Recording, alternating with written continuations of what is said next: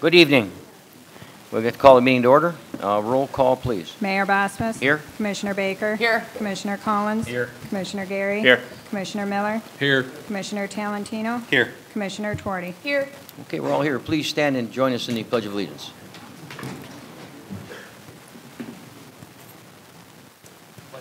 Allegiance to the flag of the United States of America and to the republic for which it stands, one nation, under God, indivisible, with liberty and justice for all.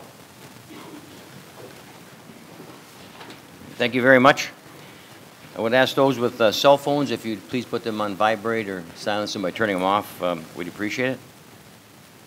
Also, tonight's the first night with our new audio-visual equipment installed, so the picture should be a little bit sharper. Those folks watching at home, we are missing one piece, and that's on order, so you won't see it maybe as plainly as we see it here, but it's an improvement from what we've had before. So Bonnie's in the back keeping everything together and learning as we go, I think. So we'll continue. At this time, there are no proclamations, so we'll go to item B, proclamations and recognitions. And I understand we have a police officer oath of office, and I turn it over to City Manager Turner. Thank you, Mayor Bospas. At this time, I would invite Chief Brelly to the front.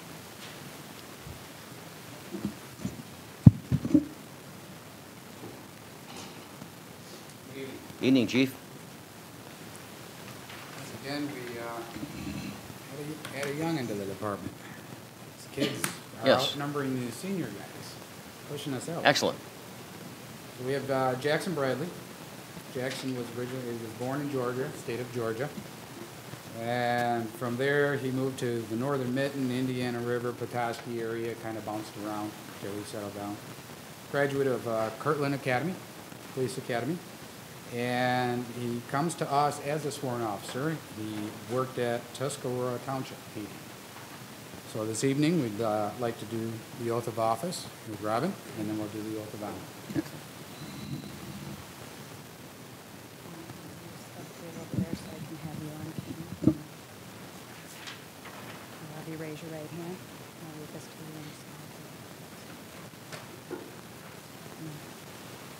I do solemnly swear that I will uphold the Constitution of the United States and the Constitution of this state, and that I will faithfully discharge the duties of office of police officer in and for the city of Sault Ste. Marie, county of Chippewa, and state of Michigan, according to the best of my abilities.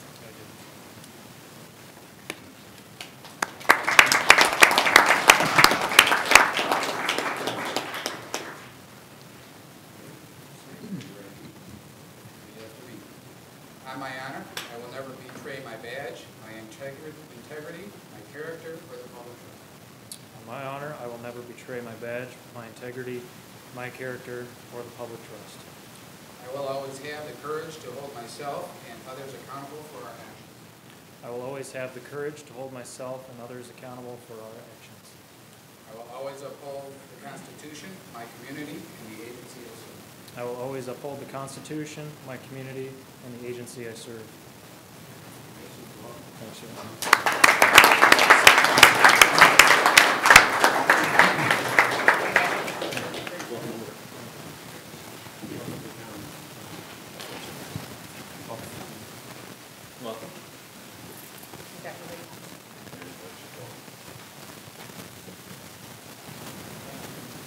Thank you, Chief.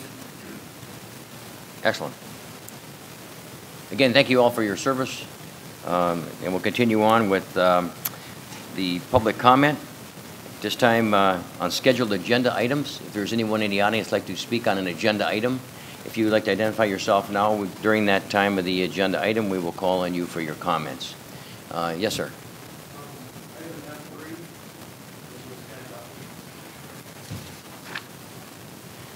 F3. Okay. Ken Dutton? Okay. I believe there was someone from the Sioux tribe was going to be here. City manager? I see Wendy's here. That's correct, Mayor. Okay. And Aaron, I think, is on his way, maybe? Okay. Anyone else? Yes. Jody Rath?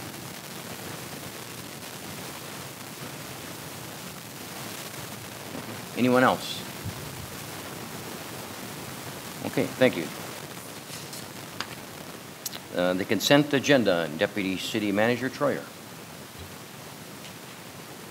Under the consent agenda, 1, approval of the City Commission meeting minutes of April 1st, 2019. Item 2, acceptance of the Airport Advisory Board meeting minutes of March 14th, 2019. Item 3, acceptance of the March 2019 Board of Review organizational and protest hearing meeting minutes. Item 4, acceptance of the Downtown Development Authority meeting minutes of September 12th, October 10th, November 14th, December 19th, January 9th, February 13th, and March 13th.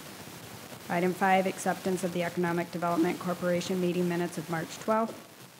Item 6, acceptance of the Local Development Finance Authority meeting minutes of November 19th. Item 7, acceptance of the PEHP Patrol Unit meeting minutes of March 5th. Item 8, acceptance of the Planning Commission meeting minutes of February 28th. Item 9, acceptance of the Police Fire Pension Board meeting minutes of February 6th. Item 10, acceptance of the Sault Ste. Marie Housing Commission meeting minutes of January 17th and February 14th. Item 11, authorize the reappointment of Debbie Jones and Les Townsend for a 4-year term set to expire April of 2022 and accept the resignation of Board Chair Raymond Bell. Item 12 is acceptance of the resignation of Seth Harris from the Planning Commission. Item 13, authorization to increase the expenditure budget for professional services fees related to the Meyer, aka Goodwill Company, Inc., Michigan Tax Tribunal. Item 14, approval of a MERS Healthcare Savings Program participation revised agreement for the full-time Economic Development Corporation employees. Item 15 is approval of an annual resolution poverty exemption guidelines for 2019. Item 16, authorization of an application to the Walmart Community Grant Program for a new battery-powered electric positive pressure fan. Item 17, authorization for City Administration to send a letter to the Bureau of Indian Affairs expressing support for a trust application filed by the Sault Ste. Marie Tribe of Chippewa Indians. Item 18, authorization of a crossing guard agreement with JKL Anishinaabe Grant School. And 19 is approval of the consent agenda items as presented. Okay, thank you. Is there a commissioner who likes something further explained on the consent agenda? Commissioner Tuardi? So move that we approve the consent agenda. Support. It's been moved, supported. Are there any questions? Roll call, please. Mayor Baspis? Yes. Commissioner Baker? Yes. Commissioner Collins? Yes. Commissioner Gary? Yes. Commissioner Miller? Yes. Commissioner Talentino? Yes. Commissioner Tuardi? Yes. Motion carried. Thank you. Item E, special orders of business. 1, submission of the annual budget to the City Commission by the City Manager. Okay, thank you. City Manager Turner. Thank you, Mayor. As commissioners are aware, Section 8.2 of the City Charter provides that the City Manager will submit a budget to the City Commission on the 3rd Monday in April of each year. Upon the receipt of the City Manager's proposed budget, the City Commission has traditionally reviewed the budget during at least one work session. For 2019, the dates of Tuesday, April 16th, as well as April 17th and 18th have been chosen for such work sessions, with April 18th and 19th dates being used only if needed. All work sessions would start at 4:15 p.m. on these dates. Following the work sessions, the City Commission will meet on Monday, April 22nd at 4:15 p.m. in the Commission chambers to reconcile any modifications to the recommended budget suggested during the budget work sessions. Thereafter, the City Commission will take action at its May 6th regular meeting to formally introduce and propose the reconciled budget for adoption. During its May 6th meeting, the Commission will also take action to schedule the public hearings, and then on May 20th, after public comments, we'll be able to take action upon and formally adopt the budget for the fiscal year running from July 1st, 2019 through June 30, 2020. It should be noted that with the continued implementation of a 2-year budget by City administration, the Commission would still only be taking action at its May 20th meeting to adopt the budget and associated appropriations for the 20 fiscal year in accordance with the City Charter and the General Appropriations Act, whereas the budget appropriations for the 20 to 21 fiscal year would be approved on a conceptual basis. Distributed budgeted materials include the detailed budget worksheets for all of the city's operating funds, detail for all capital equipment purchase requests, details for all capital project requests, and proposed water and sewer rates for the upcoming 2 fiscal years. The associated budget message will be distributed to the City Commission and public by Monday, May 6th. City administration appreciates the time devoted by members of the City Commission to the budget development and adoption process, and I would request that the City Commission formally accept the City Manager's proposed budget at this time. Thank you. Okay, thank you. Let's go to Commissioner Gary. Thank you, Your Honor. I make a motion to formally receive the City Manager's proposed budget. Support. It's been moved, supported. Are there any questions? Roll call, please. Commissioner Baker? Yes. Commissioner Collins? Yes. Commissioner Gary? Yes. Commissioner Miller? Yes. Commissioner Talentino? Yes. Commissioner Tuarty? Yes. Mayor Boswas? Yes. Motion carried. Thank you. Item 2 under special orders of business, second reading of an ordinance amending section 8-190 definitions of the city's code of ordinance to classify rented mobile homes located within the state licensed mobile home parks as residential rental properties for the purposes of administering the city's rental registration program. Okay, thank you. The City Manager. Thank you, Mayor. As presently written, the city ordinance which promulgates the rules for the rental registration program exempts dwellings located within the boundaries of state-licensed mobile home parks from being considered residential rental properties. That ordinance, as written, was adopted in 1998 and was consistent with state laws in place at the time, which reserved all enforcement authority within licensed park boundaries for the state's Mobile Home Commission. In 2010, those state provisions were modified to allow local units of government to perform safety inspections of individual mobile homes inside of licensed parks when said mobile homes were being rented out by the owner. Administration has historically responded to rental condition complaints within the city's mobile home parks and is proposing that the local ordinance be changed so that it can align with current practices and state statutes. The included ordinance, if adopted by the City Commission, would increase consistency across all types of rental units and does not relate to the broader conversation currently happening regarding the rental registration program. Thank you. Okay, questions? Commissioner Talentino. No, Your Honor, no questions. No question? Go ahead and you'd like to make a motion? Sure. Make a motion to approve the ordinance to amend section 8-190 definitions as presented. Support. It's been moved, supported. Are there any questions? Roll call, please. Commissioner Collins? Yes. Commissioner Gary? Yes. Commissioner Miller? Yes. Commissioner Talentino? Yes. Commissioner Tuarty? Yes. Mayor Boswas? Yes. Commissioner Baker? Yes. Motion carried. Thank you. Item F, communications. 1 from Commissioner Baker, discussion on boards and committees. Okay, thank you. Commissioner Baker. Yeah, I just wanted to have some discussion just over the few things that have happened over the past year regarding some boards and commissions or committees that we have established through the city, and I was hoping we could maybe discuss about possibly reviewing all the boards and committees that we have established through the city to A, ensure that we have an odd number of people on those boards for voting purposes, B, that they're meeting on a regular basis, and C, that all if there's any terms or vacancies or seats open, that they are filled and everything's up to date, so we don't run into issues like we did with the ethics committee, and then, you know, the Creed committee only having 2 people on it. Maybe if it had 3, it wouldn't have gotten to the point, you know. As well as I found out there's a committee that's established that's part for the tribe and for the city that I wasn't aware of, and so. Any thoughts on just having a review, have the administration review it, make sure that they're all up to date, and if they're not meeting, why aren't they meeting, and do we need to have them established? If so? A couple of things. If you're not aware of a committee, that you know, those aren't all explained, I think, initially when you're a commissioner, like the tribal city.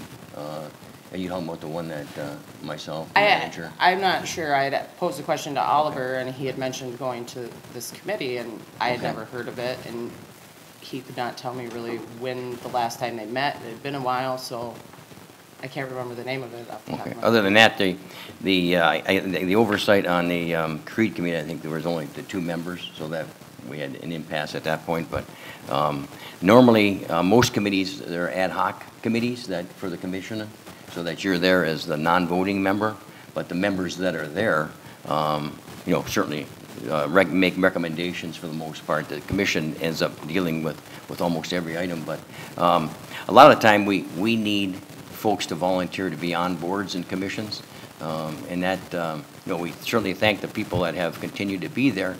We will have sometimes vacancies or people on the board until a vacancy, they're great enough to continue to volunteer until they can be replaced. So sometimes we don't have anyone to fill those positions, and they tend to stay there until they are replaced, I guess. But I don't think there's any problem with reviewing them by the administration. But Commissioner Twarney? I believe, didn't we just go through the committees 2 months ago? We went through the committees, I think, just to appoint commissioners to the committees. I thought that he also, because I was on like the EMS, like the 911 board, which is no longer like a real board, and so we sort of disbanded that one, absolved it. But I remember it coming to the commission level, and we reminded everybody what committees we're on, and then what committees sort of don't, because I think I'm on one committee that has never met, but we keep it active in case we do have to meet. So I think that's the county commissioners, and so I would be the city liaison to that board. But in 6 years, it's never had a reason to meet, but we keep it active just in case there ever is a reason. Correct? Thank you, Commissioner. The Chippewa County City Commission and Committee was established when the city and county jointly occupied the building at 325 Court Street.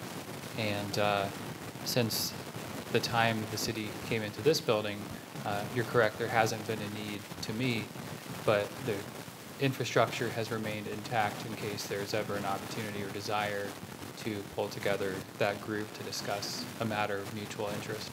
And then my original question, didn't we just go through the committees like 2 or 3 months ago? Within the past, I would say within the past 6 months, there was an item which was brought forth to the City Commission to update the boards and committees list, given the scope of changes which have been approved through the Ordinance Evaluation Committee's work. So for example, there was an administration of gift committee which was comprised but didn't meet, and that was removed through the ordinance evaluation process and was taken off of the sheet. The other boards and committees which were reviewed and deemed to be unnecessary to keep on the sheet, such as the OES board, was also removed at the time. Okay, all right. That's what I was just trying to remember, because it seems like we just did this not too long ago. And there was a problem with the first committee that you mentioned. The ethics. Ethics committee, that the members they hadn't met in a long 7 time, years. and we had never had a problem because there was never an item. And all of a sudden the item came up, and you look, and the people that, at least one of the people that were there, had decided that they didn't want to be part of that. So, Commissioner Baker. And I understand that we went through the boards as far as what we sit on and whatnot. I'm just saying that to double check to make sure that all the vacancies are filled, that there's an odd number for voting, that there's not an issue like the ethics board to where we have to appoint and all of that. So as long as, even if they're not meeting, like you said, it's there in case those things happening, that's fine, but let's just make sure that their vacancies are filled and odd number. And I think just a little more information too. I think the city clerk, deputy city manager continues to tell us when vacancies are available on different boards and commissions, and continually ask people through this medium and through, and we continue to talk about we need folks to serve. So I think we have done that. I think the oversight on the Creed Committee, again, it's a recommendation. This commission decides all of those items. So whether it would be we don't really vote. It's a consensus in the Creed Committee. And we're looking at an additional member there, just to make it an odd numbers at this point. So I don't know if it's necessary that we look at every board or commission, but I think the manager's already taking those steps going forward. I think. Commissioner Gary, you have anything you? No, I think all the comments are good. I think we have to keep in mind that when we go to those boards, we are strictly liaisons. We don't have a vote, and we're not telling the boards what they do and what we do, and we're looking for recommendations from most of those boards. And some of them aren't directly under the purview of the city commission either. Some are Economic Development Corporation, so totally different structure. Some are DVA. So as far as the Creed, I think we don't really vote in that committee. We've never had a formal vote. So I don't see the 2 city commission members being a problem. I think it's good, actually. It helps to bring out discussion and compromises in some of the things that we've looked at, and anything that comes out of any of the committees is subject to the vote of the entire commission. We are one group, so it's a majority rules here. So, and kudos to city clerk, deputy city manager, because I think it is difficult to get people to recruit for some of the committees, and I think we've done a really good job, and a lot of people serve. So, Okay, thank you, Commissioner Baker. I just want to make this clear. I'm not talking about anything to do with us. I'm just saying the vacancies that are there that are to be filled by the public. Like, it has nothing to do with us, but that those vacancies are filled. And we continue to work on those. And that's it. Yeah, we continue, and not every, I'm not sure if every committee or commission has odd numbers. I know there's quorums needed for business and that kind of thing, but I think what we try to get is, there are certain rules and regulations that we abide by in each committee, as I understand it, right? City Manager? Thank you for that question, Mayor. A number of the boards and committees have formal bylaws. Other committees, such as the Community Improvement Committee, would not have formal bylaws because they're not statutory, they're advisory in nature. But, for example, the Downtown Development Authority, the Economic Development Corporation, Community Services Board, these have bylaws which are reviewed regularly for improvement. Okay. Yeah, there's no question we had some problems with committees this year, but I think that most of that has all been taken care of now. So, and we're still asking for people to help volunteer. Well, and with that said, we have had those issues this year, so that's all I'm asking is that we double check and make sure that we don't have any more of those issues moving forward. I think it's just a simple. And I think the administration is doing it. Okay. Unless somebody else has a problem. Commissioner Collins. Yeah, I don't have a problem, but I do have a question. Okay. Do we have any document that shows, like, if a citizen says, hey, what type of boards or committees are out there that they may be interested in, that would say, here's what the DDA does, this is what the Community Service Board does, those type of things? Do we have like a packet or something we can give them, or something easy to print off? That's a great question. There is an application which citizens can fill out to demonstrate an interest in a board or committee, and then on the website, each of the boards and committees has information related to their different functions. So that's the best place for them to get it, is at the website. It tells exactly what they do and what they... At the website, and also through the city clerk's office, as was part of the city clerk's task is to coordinate the applications received for boards and committee applications. And that's also a great opportunity to discuss what the functions of the different boards and committees are. or with my office as well. Would be glad to provide that information. Okay, cool, thanks. You're welcome. Anyone else? Okay, moving on. Next item, please. Thank you. Excuse me, item 2 under communications is from the Economic Development Corporation, award a bid for HVAC services for the Smart Zone. Okay, thank you. City Manager. Thank you, Mayor. I would invite EDC Executive Director Holt to present to the commission and community. Evening, Jeff. Good evening, Mayor and Commission. Thank you for the Nice opportunity. jacket. Pardon me? Nice jacket. Oh, go Tigers. Yes, you bet. Is that a little too obvious? Anyway, a few weeks ago, we brought to the City Commission an estimated cost of some upgrades in our building for heating and cooling, air circulating machine to improve services in our building. We went through the bid process through the city, and we received one bid, and the one bid came from Albert Heating and Cooling, and it came in within our budget guidelines. And I'm here to inform you that we did get a bid, and we're happy that that they did bid, and that the EDC board approved the award to the HVAC bidder, Albert Cooling, on April 9th. And pending the approval of the City Commission, we'll get construction started in the next few weeks. City Manager, anything additional? Nothing further. Thank you, Your Honor. Okay, thank you. Commissioner Miller. Thank you, Your Honor. Thank you, Mr. Holt, for the presentation. I'm glad to see it's a local company that got the bid.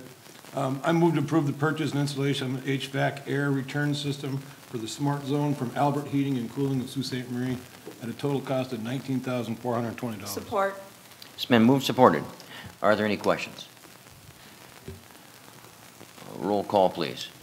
Commissioner Gary? Yes. Commissioner Miller? Yes. Commissioner Talentino? Yes. Commissioner Tuarty? Yes. Mayor Bospas? Yes. Commissioner Baker? Yes. Commissioner Collins? Yes. Motion carried. Thank you. Thank you. Thank you, Jim. Item 3 under communications is from Sioux Tribe of Chippewa Indians, request to waive certain city street standards to allow the paving of East 10th Avenue between Seymour and East 8th Streets. Okay, thank you. City Manager?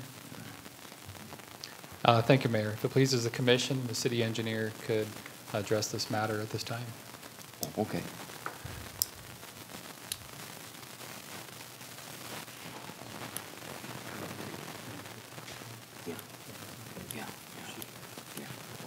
Okay. You can go first. Good evening. Hi. Thanks, Linda. It's the Sioux Tribe. Let's let Wendy, I see Aaron isn't here yet. Wendy, would you like to address the commission first and then? Okay, you want, okay. Okay, Linda, you're on. So we received a letter from Chairman Paymont requesting the consideration and approval of paving the existing section of 10th Street, I believe from Seymour to 8th Street, so it's actually 10th Avenue from Seymour to 8th Street. The roadway, his letter says the roadway currently has geogrid already prepped for paving, and we are looking to pave the area as well as some ditching from our transportation program. His letter also says, as you are aware from previous discussions, this paving will ensure safer transportation to and from school and enhance the current road and neighborhood. The item on your agenda for a potential motion is to waive certain street standards to allow Sioux Tribe of Chippewa Indians to pave East 10th Avenue between East Seymour and East 8th Street, provided certain provisions are outlined, are met as outlined in my report associated with this item. First of all, it doesn't specifically say in my report, but I'm assuming that Chairman Paymont, from previous discussions, is asking that the tribe be allowed to pave the roadway without adding curb and gutter and other such improvements, to just take the existing gravel road and add asphalt pavement to it. Per our ordinance, Streets should be constructed to proper grade with adequate provisions for drainage and surface and improved in accordance with the following specifications. And I'll just pick out from here on minor streets. Should have a 27-foot concrete pavement outside of curb to outside of curb with curb and gutter each side of pavement, and 5-foot concrete sidewalk on either side. Surface other than concrete pavement may be accepted in such surface if such surface is equally satisfactory to and approved by the city engineer. Asphalt, bituminous pavement is absolutely preferred over concrete, so that is one provision that would not need to be waived. So in my report, I talked about the fact that grade lifts were performed on East 10th Avenue from East 7th Street to East 8th Street in 2008, and from Seymour to East 7th in 2010. These grade lifts, of which we've done several on our poor gravel roads, have just been to stabilize the gravel road. Put down geogrid fabric, a geogrid which adds structure to the road, and then put down a surface aggregate. Specifically, a surface aggregate for a gravel road is different than an aggregate for a paved, a base for paving a road. So the existing, it's not like we can just go in and put asphalt down on the existing roadway. Even if you are to waive the request to install curb and gutter, there would need to be some base work done prior to paving, as well as plans being drawn up to make sure for adequate drainage, if they're proposing ditching improvements. I also indicated in my report that paving a gravel roadway is not always welcomed by the property owners on that road because they're used to a certain enjoyment of less traffic on a gravel road. I don't know in particular with JKL Bawading School being at the end from Seymour, it is a convenient cut through as opposed to if you're coming from the north on Seymour. I suppose it's convenient to cut through, but perhaps they don't if the road is in poor condition, or at least traffic tends to go slower. So with paving the road, it is totally changing the character of the roadway, and you might want to consider the input from the property owners on the roadway before making this determination. And then the gravel roads, I'm just adding these comments for your consideration as to what to consider in allowing this. East 7th Street is also a gravel road, so right now the grader runs down 7th Street and also East 10th Avenue all the way through without stopping. If East 10th Avenue is paved, then that puts a dividing line between, divides 7th, and so one section of 7th from Marquette to East 10th Avenue they'd have to grade that and then jump over and grade 7th. So it does add maintenance to the rest of the gravel roads intersecting East 10th Avenue. Also, without curb and gutter, curbs do serve a functional purpose. One, and most importantly, they add structure to the asphalt. If you go down any of our roads that are currently paved but do not have curb and gutter, you'll see that the edge of the pavement falls apart and deteriorates much faster than a road with curb and gutter. That's because asphalt is fluid. It does not have structure itself. The curb and gutter actually provides that structure for the edges. Without curb and gutter, the asphalt just kind of spreads. And then driving on the edges, it tends to crumble and ravel. Curb and gutter also channelizes runoff, so without it, we get rutting in shoulders and so forth. So more maintenance is required for those shoulders on a paved road without curb and gutter.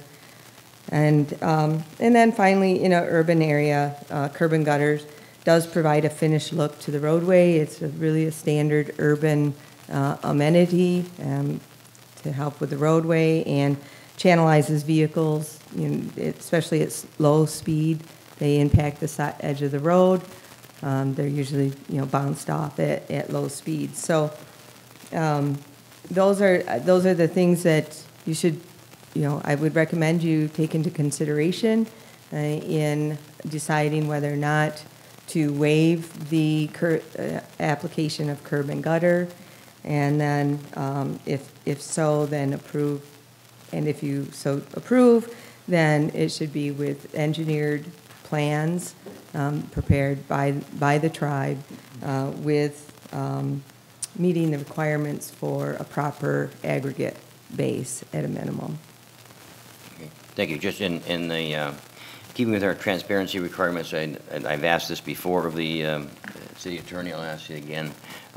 My daughter lives on East 10th. Is it okay if I join in the discussion and vote? These types of decisions are legislative, city-wide, affects all citizens equally. Therefore, you must participate in the discussion and voting. Okay, thank you.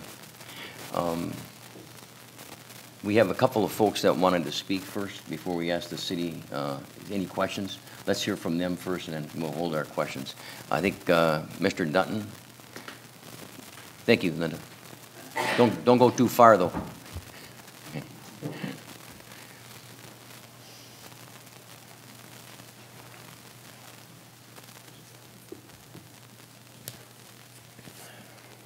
Yeah, I'm not used to this. If you'd like to identify yourself for the record, we'd appreciate it.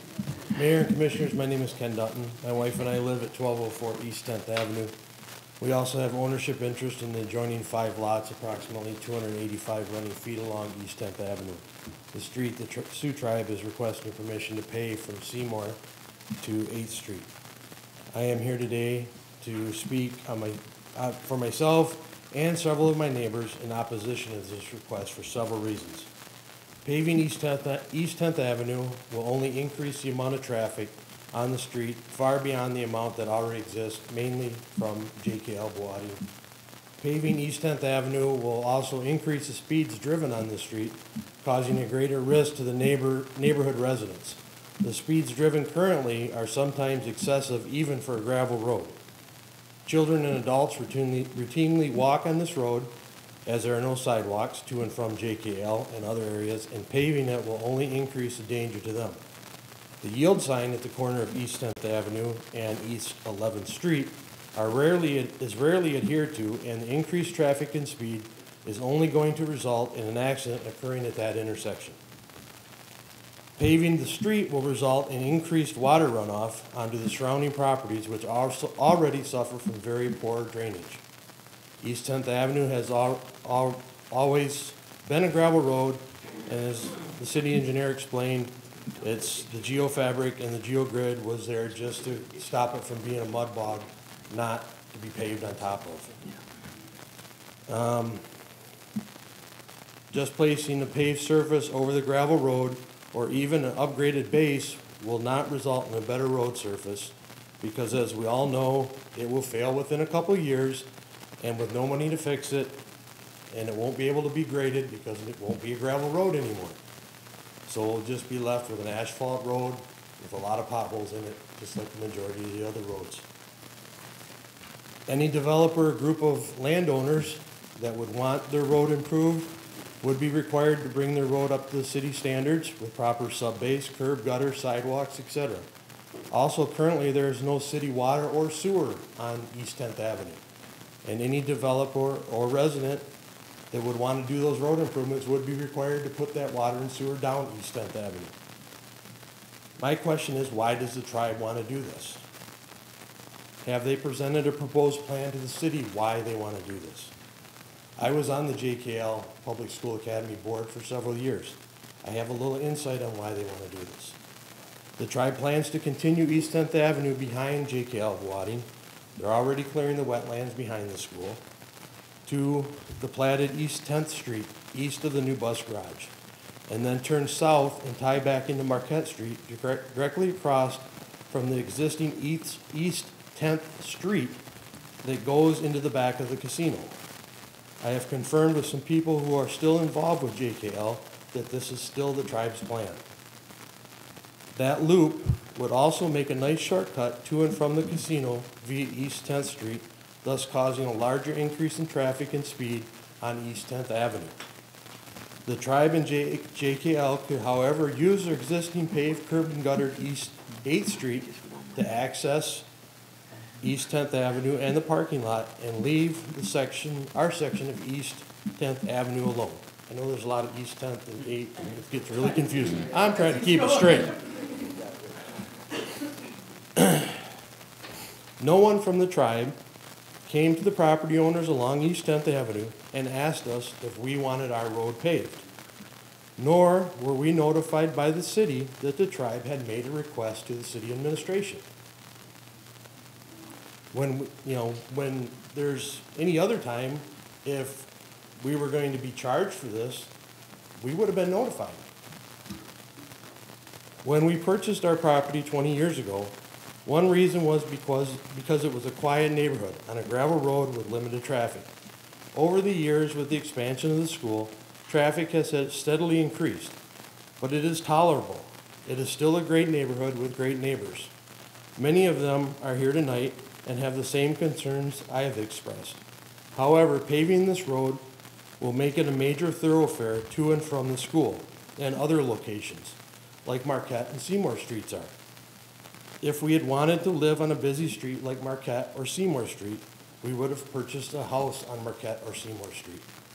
Don't make our street a Marquette or Seymour Street.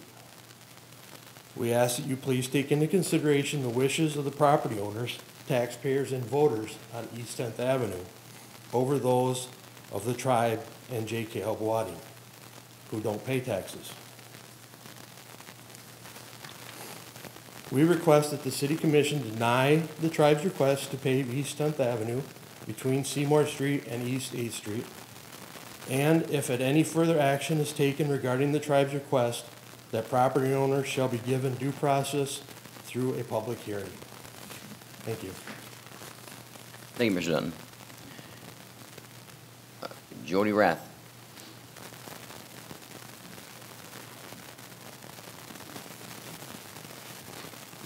Good evening, Mayor Boskus, City Commissioners. Wish you'd identify yourself for the record. We'd appreciate it.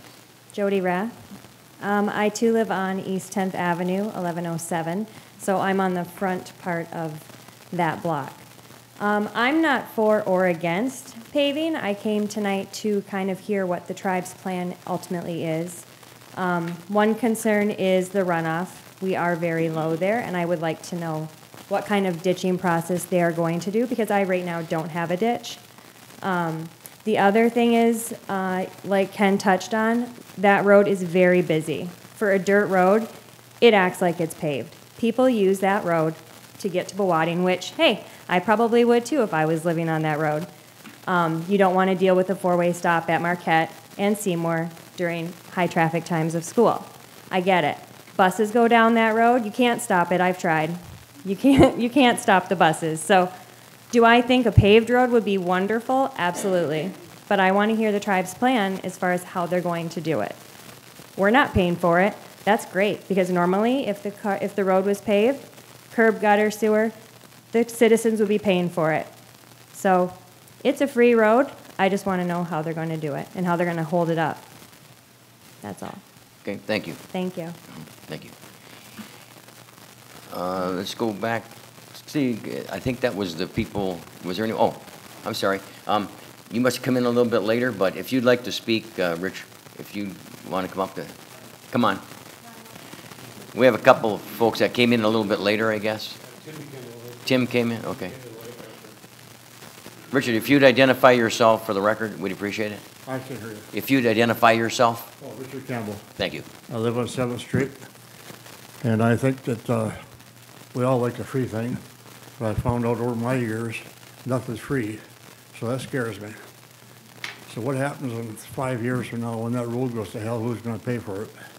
That's my big concern, because I know nothing's free. And I just, right now it's a good road, it's a gravel road, and it serves a purpose. I guess I can't get the city to even brush the ditch down that way. And from your daughter's place even, there's no ditches to get to her place. It all runs down to 7th Street and then goes all the way over to, on 7th, over to the gully and then back to east. Instead of having it go the ditching and run from 8th Street to that north, you know what I'm saying, that big gully. But I guess what I'm saying is yes, I'd like a blacktop road. It'd be nice to keep my truck clinging along and all that kind of stuff, but I'm just concerned with what's going to happen down the road, you know? And, so that's my and we can answer those questions once we get done with the comments. I'll shut up. No, thank you. Tim, you came in late. Did you want to say anything? Okay. Anyone else come in later that wanted to? Okay. City Commission. City Manager? Wendy. Okay. Wendy? I'm sorry.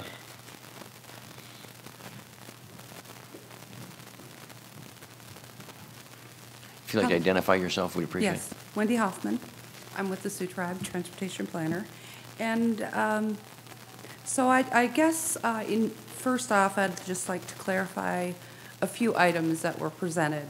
Thank you. By Linda and then some community members. So with the our construction processes, planning and transportation, we and specifically our transportation funds, they're Bureau of Indian Affairs funds, and everything that we build has to be designed by state, federal, state, or city standards, and we usually collaborate with the city on any of the projects that are city right-of-ways. And we've had actually at least 15 years of successful collaboration and partnerships with numerous city streets and trails. So just so everyone's aware that we do build to federal and city standards. I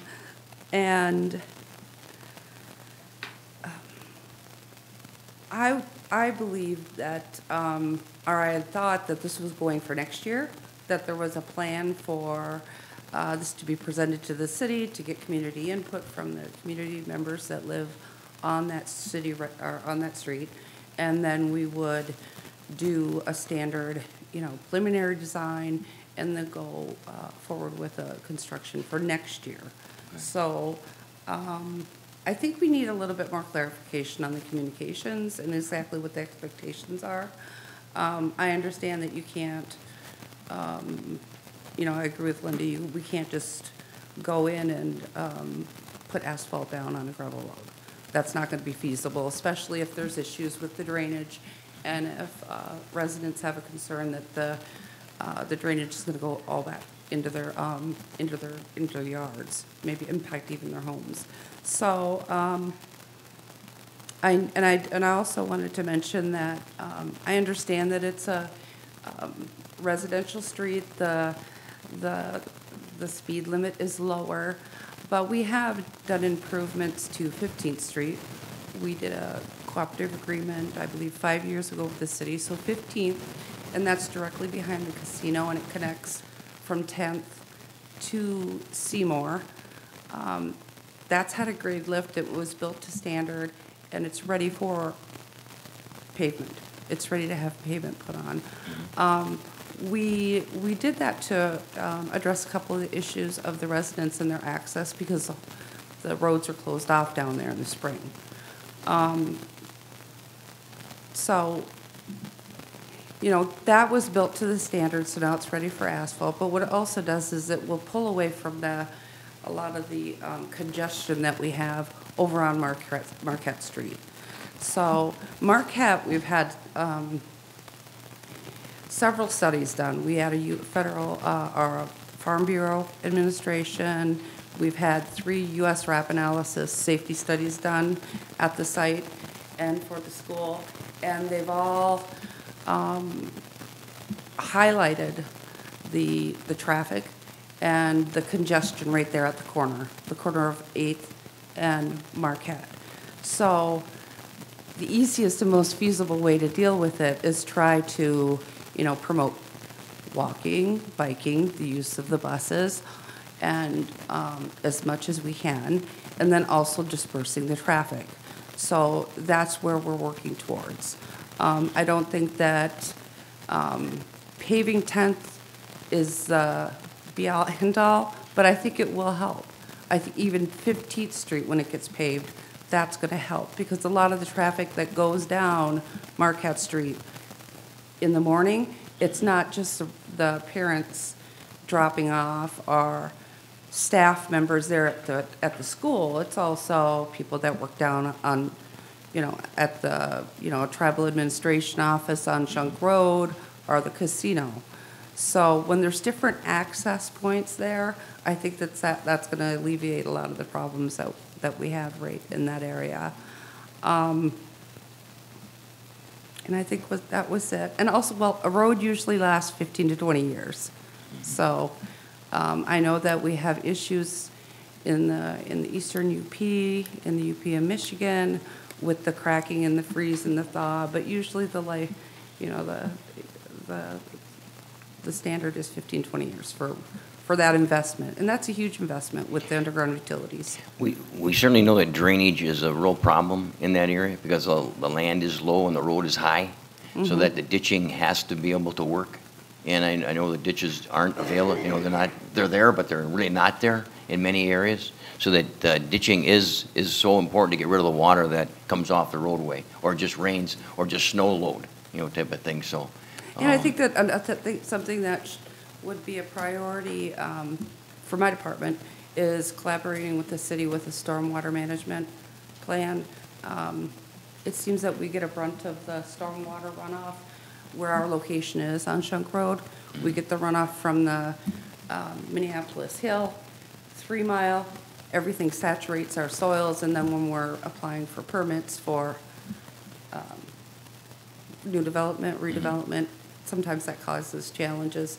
But there's a lot of innovative and sustainable ways to do stormwater management, and there could be even a small retention pond in the area.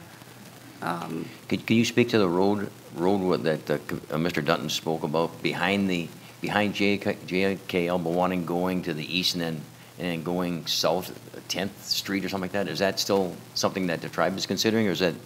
We are. Okay. Yes. Okay. It's been designed. Okay. We don't know. Commissioner Baker. Can we ask questions? Could, of Wendy? Sure. Linda right now. Oh, yeah, I would ask Linda to come on back up here. The commission can certainly get involved in the discussion. If you don't mind, do you, Wendy? No. With you and Linda? Okay. If more planning is needed, that's certainly something that the commission would like to see, I'm sure, if we're not ready to do much. Sure. Good. Commissioner Baker. Linda, was there any plans in the future to pave this road from a city standpoint? No, None whatsoever? not in our outlook. Okay.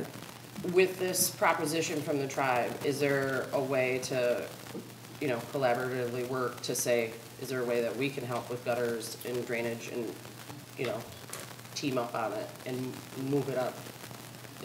Is there a way to work it out, compromise, and try to figure it out to where it's gonna not affect the people that are living down there with the drainage situation, and I don't know, speed bumps, we put those in.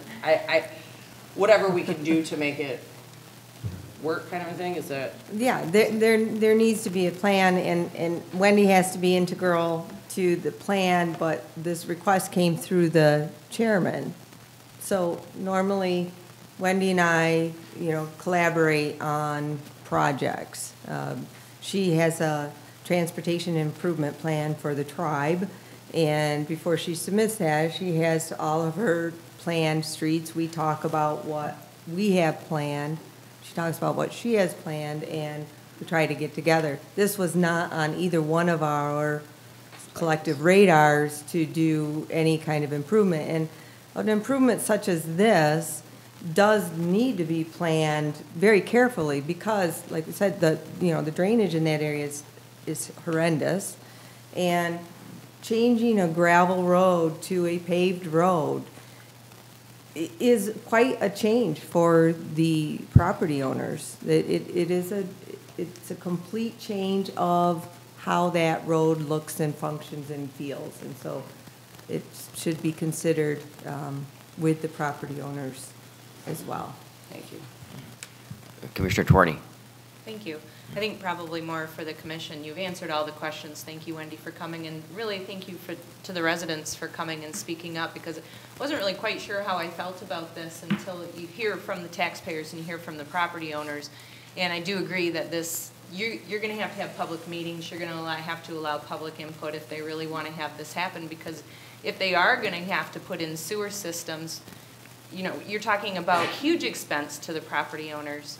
And so I think at this point, I'm not really ready to even vote on this tonight. I think that, you know, the responsibility kind of lies in their hands and reaching out to the property owners. And I can't remember what's the city policy. If every single taxpayer on the street doesn't want it to happen, do they have more power than a group or an entity? I think we're jumping ahead a little bit. First of all, we're not considering sewer and curb and gutter on that street. Well, but if you're talking about I don't think we consider it anyway. A high road and then low, unless the that's why I was tribe, saying I'm not really prepared to unless even, the tribe's willing to do that with a grant. I think that's what I'm saying. Okay, I'm not prepared to even vote on it tonight, because I don't think we have enough information. Yeah, you're not alone. I think that's where we're heading at this point, but it's going to take some more clarification. That's all. Okay. Commissioner Talentino. Thank you, Your Honor. I think we're getting a little bit too far ahead of ourselves tonight. I think we've jumped over a couple steps here. I think we need to kind of back up a little bit. Listening to you two talk, I believe you have a great working relationship, and like you had stated, this was something that was kind of on the plan for next year. And it was just all of a sudden thrown to us. So I think we need to just slow this down a little bit. I think we need to get, hear from the public, have some public comments, let these two talk about it, and then come to us for a final. But I kind of think we missed a step here on this one. Question, are we under some kind of a time frame with the kind of funding that is available at this time? Wendy, do you know? No? Not an issue? Okay. But at this point, you have money for paving and maybe some ditching? And maybe some, and some gravel replacement possibly? I can't speak on that. Okay. We don't know. Okay. I'll come back to you just to see if there's anyone else that wants to make a comment. Commissioner Baker? So can we just send it back to I would think so. Wendy to review and come back with a solid plan and if it's possible. And notify the neighbors and stuff of said about the plan, so we're all. Okay. Commissioner Collins.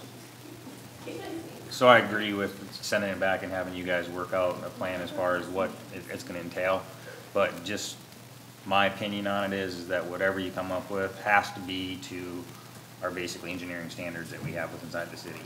So if it comes back and says, basically we're going to have a paved road, but no gutters and no curbs, then my answer is no. So just so you know that that's kind of where I am with it. If we're going to do it, we're going to do it right. I don't care who's paying for it.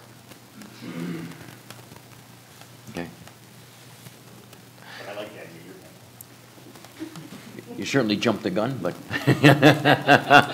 anyone else at this point? I think we're as a commission we're willing to listen, and let's see what comes of it. I think that from the city engineer, that's not on our radar at this point to rebuild or to do anything with other than we did the geotextile fabric and the grade, and it works very well. Although if you're on that street and you live on that street with the amount of traffic that's on it right now, and you get a lot of chatter bumps, and if it's not graded occasionally, and normally that's the case because we don't grade roads maybe as often as we should, because once you do them a week later, I'm getting calls from folks right now that have their road graded last week, and it's back to where it was before because of the spring breakup type of thing. So it's not always it's easy for the city to maintain, but not maybe property owners.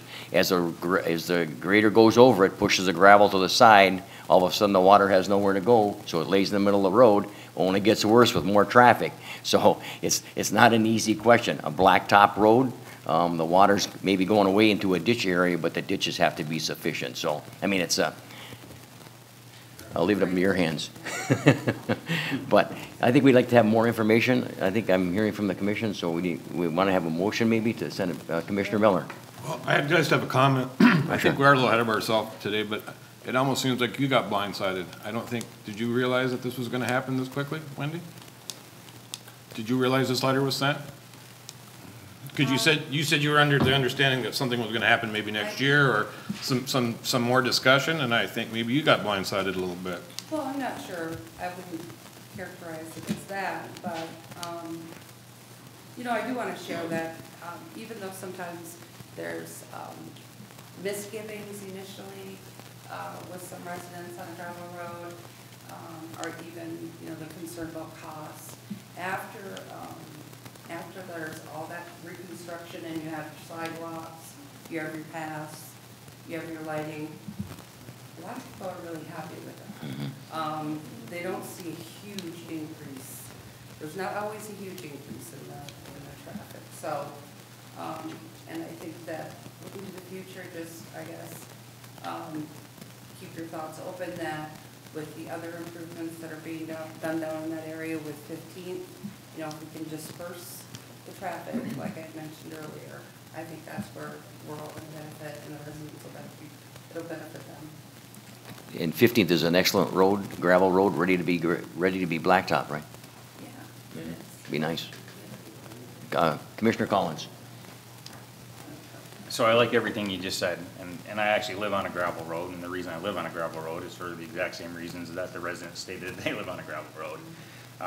But I do agree with the fact that if I had a road that was paved, then obviously, as some of the other residents stated, I'd have a cleaner truck, so that might be a nice thing. But if it was done, I would want it to be done correctly with curbs, gutters, sidewalks, and so forth. So by you saying that, you know, streetlights, sidewalks, and all that type of stuff, then I'm like, hey, that's a cool thing that maybe the residents might be on board with. But the way it was presented to us was it was just going to be asphalt with nothing else done, just laid on top. And, you know, to me, I just don't think that that's something, well, I know that's something that I can't agree with. So. Commissioner Miller. I agree with Commissioner Collins, and just so you know, when this does come back, it'll have to be done the right way. I mean, I'd be a no vote as well for just putting asphalt down. But I had a question for Mrs. Rath. I don't know if we want to bring them back up. You can just ask her after if you like. I just wanted to know if she got her question answered. She said she wanted to know what the plan was. Did you, I mean, you heard a lot of information tonight, but do you know what their plan is now? Because I don't. Yeah, thank you, Commissioner Miller. Thanks. I think what the plan is that it's being brought back to Linda and I, and we're going to follow up with some meetings and discussions. And then, we're done with the questions out there. You can talk after, but.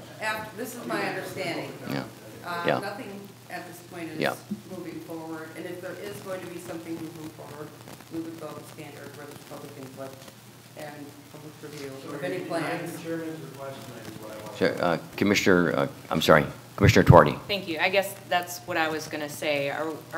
Do we first have to take action on the first recommended action that's put in front of us? And I don't know if I necessarily want to vote on a motion to send it back to city administration for further work, because it almost makes it seem like we're ignoring the property owners that came to ask us to deny it. So can we just do we have to take action on the recommended action, and then can we just sort of say we don't have enough information, move on? You can present a motion. You don't have to do anything that's in the writing, you know what I mean, for the recommendation, so you can present a motion. I'm ready to make a motion, because I feel like we're denying what the property owners were asking of us, which is to deny that.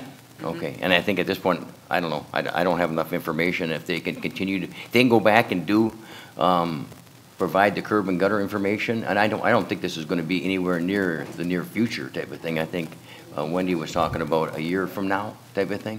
And I think you have to, if you want curb and gutter and more construction on East 10th, they're going to take a lot more grant money.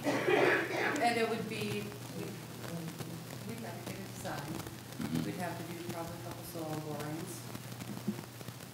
So it's about how badly does the Sioux tribe want to have the road constructed, I guess, is what it is, because the city doesn't want to construct it. I'll make a motion. Okay. So I'd like to make a motion then to deny the current request to just pave East 10th Avenue and for the need for more information. Support. Okay, so move support. Does everybody understand the motion? To deny the, and to get more information, you're saying? Deny the current request To deny the current request. and get more information. That was the motion? Can I ask a question on the motion? Certainly can talk about the motion. Commissioner Collins. So I just want to make sure I'm clear. We're saying that we're denying it and that because we don't have enough information to make a decision, but we're not under any obligation or anything Correct. to have to do anything at this point forward. It's basically just a no vote, and then if they want to bring something back later, they can. Correct. I'm cool, yes, okay. Okay. Yeah, they may not come back with anything other than, but you'd like to have more information. Yeah, but we're just denying this current motion. Okay. Anyone have any other comments? Denying this proposal, not your motion.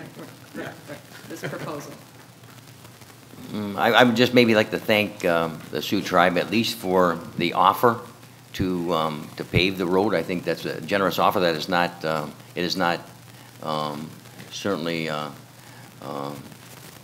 inexpensive to offer to pave a road, a gravel road. And I think maybe the offer would have been to maybe put the aggregate underneath it at this point, and maybe some grading. I have no idea, but I think that's why I'd like to see more information maybe come back. I see what Mr. Dutton's saying as far as, you know, he has an opinion that he lives on a gravel road. We have another opinion that says they would like to see it paved because of the traffic that they get. So, and another because, excuse me, he'd like to see it paved also if they can do something with the drainage. So there's a mixture of wants and needs out there. So I think if the Sioux Tribe can come back with a, first of all, that the motion is to deny the actual, just the gravel, I mean, just the pavement. But if you can enhance that somehow, maybe we would reconsider it. Okay? Does everybody understand the motion? Commissioner Gary, do you have a question? I just was wondering why procedurally we didn't refer it back to administration rather than outright denying the request, because we do need more information. And I think that's a very generous offer, and I want to see if the tribe and the property owners could work something out to their both satisfaction, mutual satisfaction. Yeah, I agree. Excuse me. The commission is speaking. You've had your time. You spoke to us. We're listening. Now it's the commission. Thank you.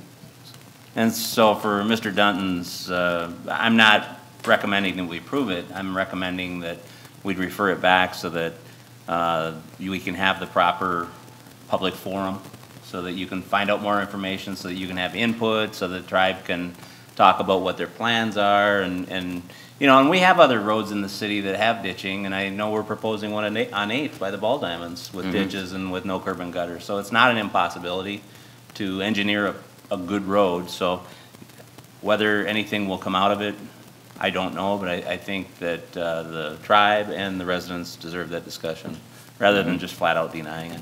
Well, I agree. I don't think that was my motion. Excuse me. You have a question, Commissioner Collins?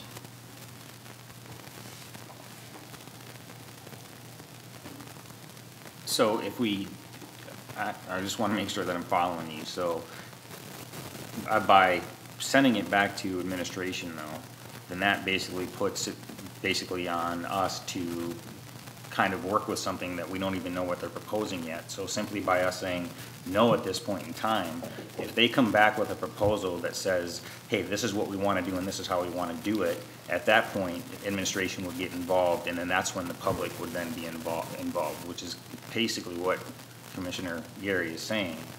So I think that the motion that we have on the table right now is sufficient, because I am very appreciative that they're willing to pay for the road. And if they come back after this and say, hey, look, we just, you know, yeah, we want to pave the road and we want to do these other things, at that point, the process would be that they start to work with administration and the property owners and so on and so forth. So I'm okay with the way the motion is right now. Okay, you're okay. I am now. Okay. Commissioner Baker. I think Commissioner Gary is kind of, what he's saying is, as far as if we deny that, it's just gonna be asphalt. So like he said, on 8th Avenue, it can be done with no ditches. So if there's a way to make that happen, and then they come back again with just the asphalt, but with a plan with no ditches, but with a plan that's sufficient, is this motion going to affect that? Because it's just asphalt. Let me just say that I think it's an easier, the motion is there, and we're going to vote on the motion, but ultimately, I think it's just an easier motion just to refer back to the administration to come back with a different recommendation if it's available. If it's not available because the tribe isn't available to make that, it's going to be a while before we ever see this again, I would think, because of the amount of work that's going to have to be done to get something different than what they're talking about here and more money. So, but if we say no, then it leaves it up. I mean, it could be the same motion. It's just not as abrupt, I guess. Either way, that's not how I would have done it, but that's not my motion. So, we have a motion. Is Commissioner Miller? Well, no disrespect to the tribe, because it's nice that they want to pay for this, but the issue tonight was the letter from the chairman says we want to put asphalt down, do nothing else. So that's the issue. So I think the motion's pretty concise. I think it's pretty succinct, and that's what we should do. I mean, anything else can go back to city. Why should we send it back to city administration? It's their proposal to us, and their proposal to us is asphalt, nothing else. So. Okay, that was very good. Thank you, Commissioner Miller. Easily understood. Anyone else? Commissioner Gary. Just to clarify, his letter said, I'm writing this letter to request consideration and approval of paving the existing section of 10th Street. So it was a little more broad. Yeah. Yeah. So are we denying his request to consider approval of paving that road in the future? I don't. Yeah. It's a question to city administration. City manager, can you help out? I can say that if this is referred back to city administration, and even if it's approached to administration by the Sioux tribe, we would certainly have discussions and, based on the input, ensure that everybody who has expressed an interest that lives on the road is involved, and also reviewing the city standards, curbs and gutters, and how those would be funded. If the project moves forward with curbs and gutters, it presents a different funding question than a project without curbs and gutters, but certainly we'd provide any information requested to facilitate further review. Absolutely. Okay. Okay, we're moving on. We have a motion and support. Could you, I'm not going to ask you to read the motion. I can read Could the you? motion. Okay. Motion to deny the request to waive certain city street standards to allow the Sioux Tribe of Chippewa Indians to pave East 10th Avenue between Seymour and East 8th Streets due to the lack of information.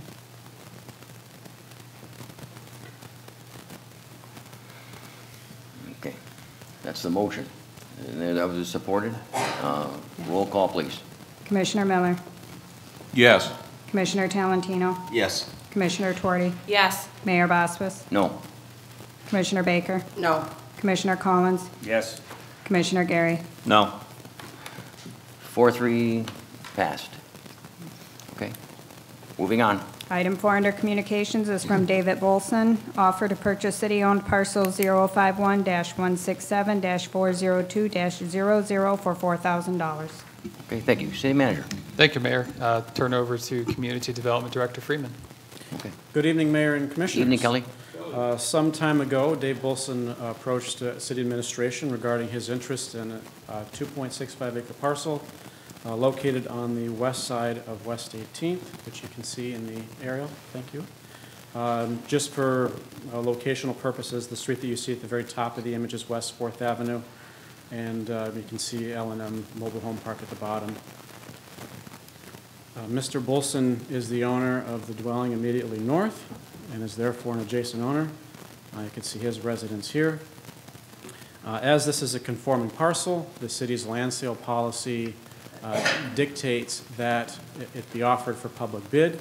However, there are a number of peculiarities about this particular piece which really make it unsuitable to go that route. First of all is the presence of a 24-inch water main where you can see the yellow line on the aerial. With that, our DPW director has indicated that he would want to retain a 30-foot wide utility easement centered on that water main, which makes a large swath of the property unbuildable, simply because we would need access to maintain and replace that water main in the future. Additionally, you can see a very thin blue line running along the front side of the property here. That's a creek that sits at the bottom of about a 10-foot deep ravine. So even if you could find a way to get around the water main, there's really no way to get into the property from the street. The ravine varies in width, but it's about 60 feet wide, so it's a fairly substantial topographic feature. I did reach out to the adjoining owner to the south by mail, and he did not respond to my request to see if he was interested in it. So the motion, or excuse me, the recommendation before the commission tonight, I should also point out too that the city assessor has placed a value on this property of $3,575. So the offer of $4,000 is actually quite a little bit over the assessor's value. So before the commission tonight is a requirement to waive the public bid requirement for this property and to sell to Mr. Bolson for $4,000 subject to the retention of a 30-foot wide utility easement center over the existing water main. Okay, thank you. City Manager, anything additional? Just that I concur with this recommendation, and this transaction would fall in line with the best practice established by the City Commission to divest city-owned properties and return them to the tax rolls. Okay, thank you. Commissioner Baker. Make a motion to approve the waiver of the public bid requirement in the sale of city-owned parcel 051-167-402-00, subject to the retention of a 30-foot wide utility easement centered over the existing water main, which crosses the property to David Paulson for $4,000. Support. It's been moved, supported. Are there any questions? Roll call, please. Thank you, Kelly. Commissioner Talentino? Yes. Commissioner Tuarty? Yes. Mayor Bospas? Yes. Commissioner Baker? Yes. Commissioner Collins? Yes. Commissioner Gary? Yes. Commissioner Miller? Yes. Motion carried. Thank you. We are now into the City Manager's report. Thank you, Mayor. There's nothing on the published City Manager's report, but if it pleases the Commission, I would like to take this time to introduce our new Shared Outreach Specialist with the Convention and Visitors Bureau. Certainly.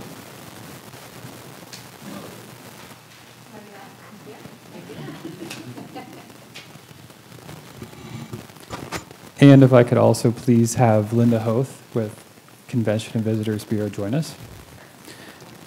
As an update, as commissioners are aware, an integral component of citizen service is ensuring that the community participates, is consulted, is informed, and maintains access to the governance process. Effective community participation enables the city to receive diverse perspectives and potential solutions to improve the quality of decisions and strive for and achieve excellence in customer service. Promoting the city to external audiences is also critical to providing information about the city in a transparent and authentic manner. In order to promote such engagement, the city and Sault Area Convention and Visitors Bureau collaborated and formed an agreement through which both parties could financially support a public outreach and engagement specialist position. This is a topic that has been discussed for a number of months and years with the city in terms of boosting up its marketing and outreach. And we're proud to partner with the Convention and Visitors Bureau with its significant social media and online presence and Linda Hoth's leadership. So this partnership was recently approved by the City Commission, and the services for the city include the production of educational materials, marketing materials, attendance at events, which include city participation, collaboration on existing efforts to engage the public through social media, and related services. The arrangement will serve to complement the work that will be undertaken by the recreational coordinator to promote parks and recreation. So I'm pleased to introduce tonight Corin Nolan, who was hired by the Sault Area Convention and Visitors Bureau to fill this role. Corin is a graduate from Lake Superior State University with a bachelor's in business administration with a double minor in marketing and management. Since 2016, she has worked in digital marketing and has also worked as the manager of the local family video. Since coming on board a few weeks ago, she has written articles on the city's recent review by Standard & Poor's on potholes and the police and fire hockey game. She will be working and releasing articles soon on the Lynn Trail, the Power Canal Trail project, and other amenities. We're pleased to welcome Corinne to this partnership position. Thank you.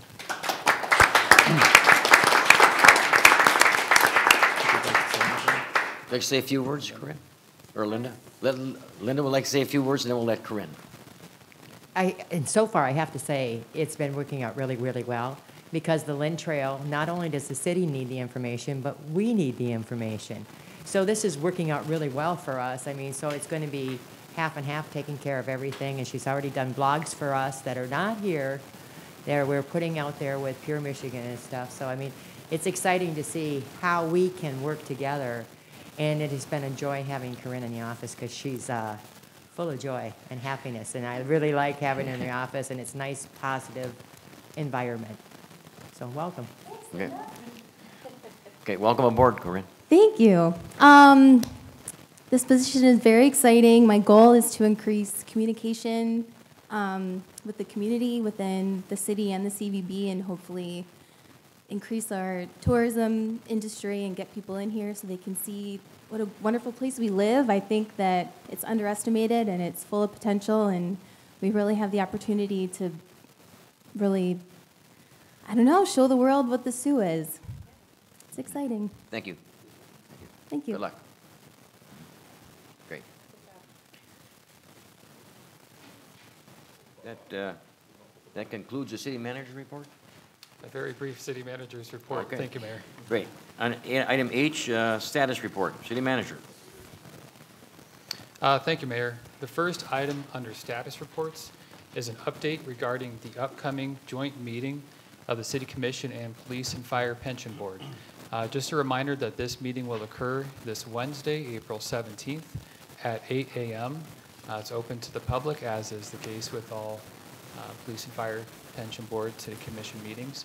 It will be in the second floor conference room of City Hall, and presenters will include Mr. Michael Gano, an actuary with Gabriel Roeder Smith and Company, and Mr. Tim Bryce, the Managing Director of Wealth Management of the Bryce Group. Thank you. Any questions?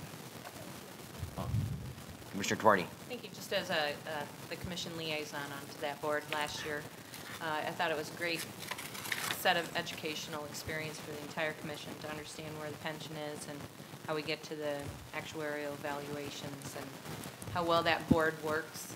I think that they are amazing in their due diligence, and they're a very proactive board. So looking Great. forward to the review this year. Okay, thank you. Yeah. Second item under status reports is an update regarding the 2019 citywide cleanup. And just a reminder that this will fall on May 18th of 2019. Okay, and then we'll also have the annual breakfast of the commission at normally Frank's Place, okay, at 7:30 a.m. Okay. Oh, sure, Commissioner Talentino. Just kind of a spin-off on that. I know today, being April 15th, was the first day that constituents and people will come and get cleanup vouchers. Yeah, How are we doing on those so far, City Manager? Do you have an approximate number, just so people know? It's busy.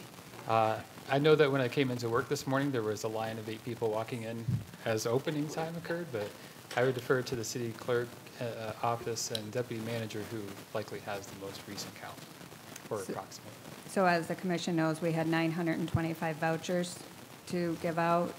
As of the close of business today, we have 470 left. Wow. So we ran that many people through the clerk's office in one day for spring cleanup vouchers. First So come, it's- first served, so.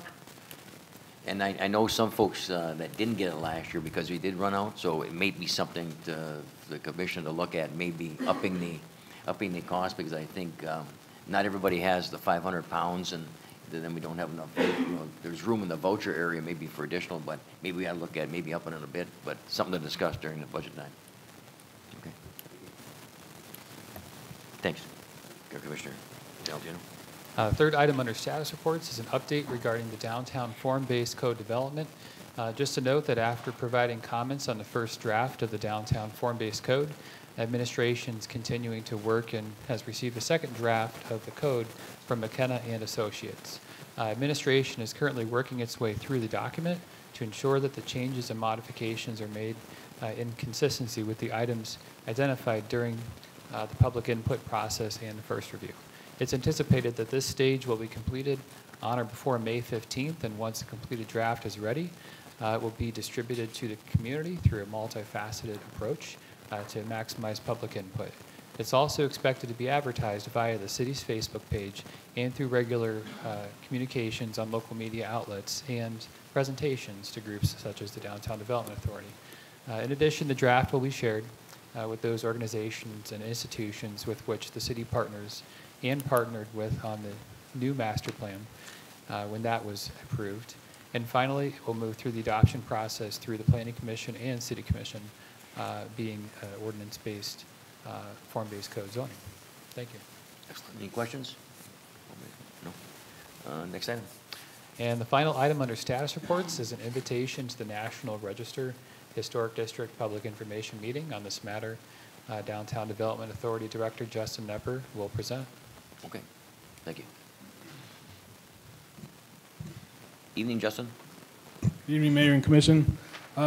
So the form-based code is really a code that will regulate new construction primarily in our downtown, the form of new buildings that come into play, and then potentially substantial rehab of existing buildings.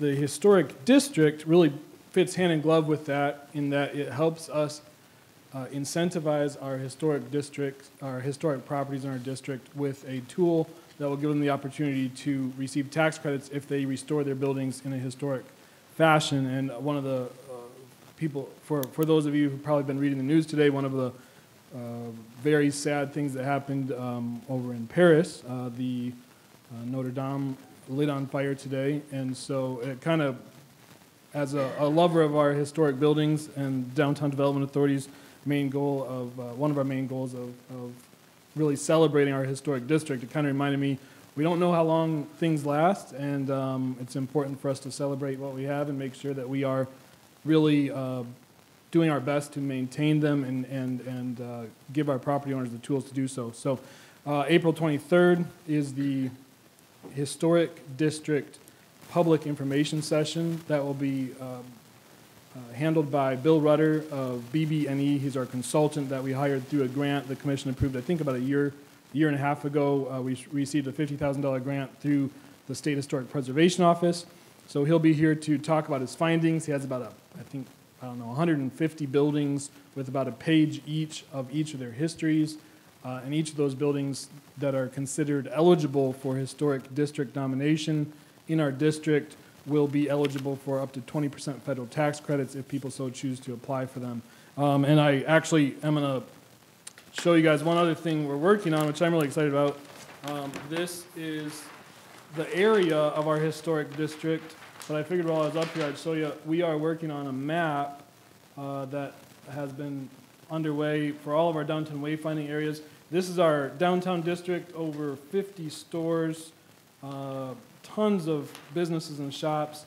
We're doing great downtown with people running new businesses, and we want to make sure that they have a place to be and work in and operate in and own proudly for many years to come. So this will be something that you'll see out and about coming up. The only other thing that I was asked to mention, there are, probably the microphone's really loud. It's like when you crumple things up.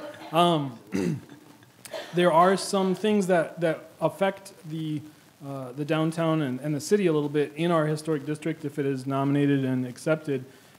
We are held to a standard when we ask for federal grants in the downtown, especially when it comes to public space. So we will have to comply with some new requirements if we're going to pave a street downtown or put in a new sidewalk.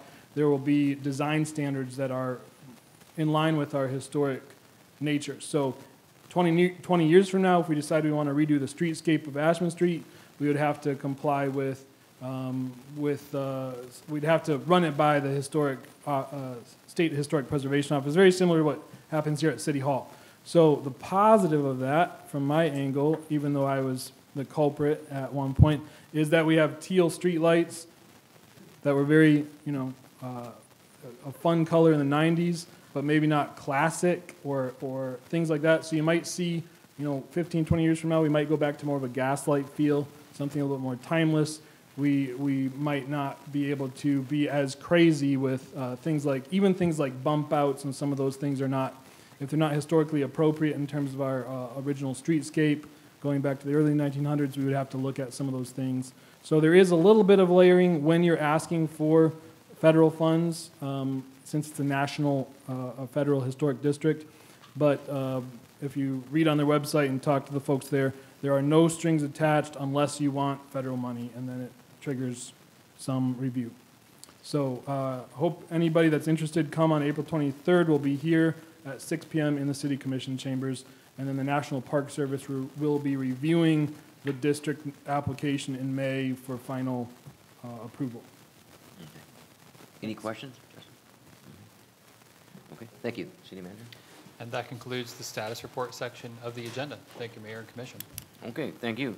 Item number I, matters presented by the public. Is there anyone in the audience like to make a comment at this time? Certainly like to thank you all for your participation and